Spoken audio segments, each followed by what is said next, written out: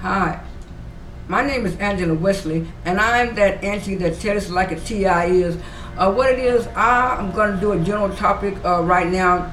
The topic I'm going to talk about is the Jessie Smollett attack that happened last week. When I first heard about the situation, I actually believed Jessie Smollett when he said that he was attacked and robbed coming from a Subway restaurant. And I really do think that happened to him. But I was just shocked and surprised by the gay community and the straight community. They were so harsh on the young man. It was like they were thinking that he was lying and stuff like that. And I was so glad that he did address the incident during the Tribune concert he had in LA this weekend. But even after he said that a lot of the stuff that was reported by the news organizations was false, he said he got beat up, but he didn't have cracked ribs.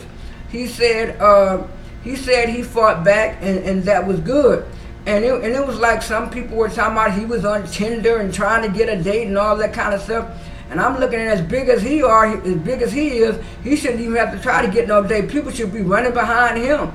And stuff like that. So I'm glad Taraji P. Henson and a lot of his co-stars from Empire was on his side too.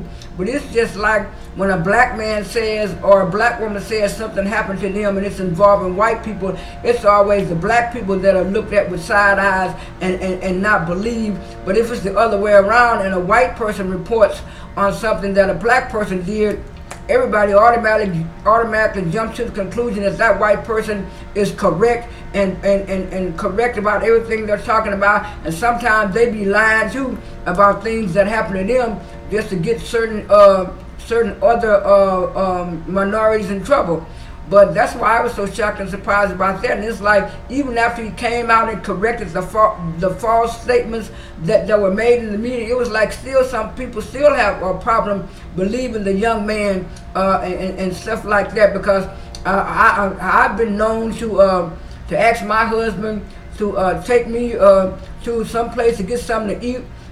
Sometimes he does. Sometimes he just say, well, Angie, why don't we just call Jack in the Box? The only thing open is a drive-through and stuff like that. So I'm not in Chicago. I don't live in Chicago. But I know that there are a lot of fast food restaurants that are open to 2 o'clock, but it's only the drive-through. And some of them are 24 hours with only the drive-through. But anyway, that's all I'm going to say on Jessie Smollett. I'm not too familiar with this rapper by the name of 21 Savage. But over the weekend, he got arrested for being an illegal citizen in the United States. And they say when he came over here in 2005 with his parents, he had a visa, but his visa expired in 2006. And from the earlier reports, they were saying that he never did get his visa renewed. But according to his lawyer, who made out a statement last night saying that the guy did try to sign up for citizenship in 2007. And so I don't know what took so long for them not to get 2007.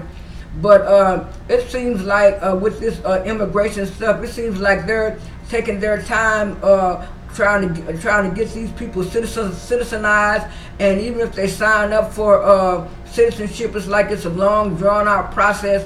And so I hope the young man stays in the U.S. because, like they say, he has family here and he has children here. And on another note, I was so shocked and surprised when my niece called me yesterday morning and told me that Kristoff St John from The Young and the Restless had died. Apparently, they're not saying what he died of. Some people think it's suicide. I don't know. But I know ever since his son killed himself in 2014, he hasn't been the same. And I think with all the stuff that was going on The Young and the Restless, when they were just letting go a whole lot of actors and stuff, and he was one of the actors that they let go, I think he just couldn't take anymore, and it was just a sad situation all.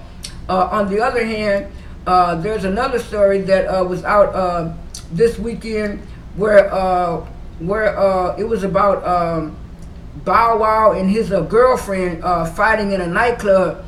And at first, it was reported that that the girl had bruises on her, but the pictures that I saw on the internet, she didn't have any bruises on her. It's like Bow Wow had more bruises than her, and they were saying she was mad and upset with Bow Wow because he didn't want to take her to certain Super Bowl parties to go out with his friends and stuff. I feel like this: if you're a man and you're dating a woman and have a girl, you should want her along. But if you don't want her along, well, then break up with the girl and just be with your homeboys and do whatever homeboy stuff that y'all do. This is A. Wesley with I'm that Annie that tells it like a T.I. is. I'm out.